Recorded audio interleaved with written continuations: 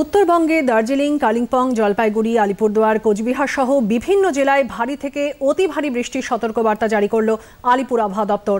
এর জেরে নদীর জলস্তর বাড়তে পারে এবং পার্বত্য এলাকায় ধস নামার আশঙ্কা রয়েছে।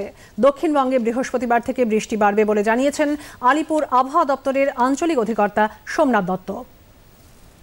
9 তারিখ দক্ষিণবঙ্গের সব জেলাতেই স্ক্যাটার রেনফল হওয়ার সম্ভাবনা আছে এবং উত্তরবঙ্গের কন্ডিশন 8 তারিখেরই মতো, অর্থাৎ উত্তরের 5টি জেলাতে হোয়াইট স্প্রেড, বাকি জেলাগুলিতে ফেয়ারলি হোয়াইট স্প্রেড।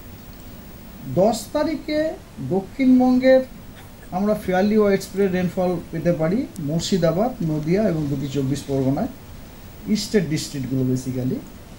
আর বাকি জেলাগুলিতে আপনার স্ক্যাটার রেনফল হওয়ার সম্ভাবনা আছে।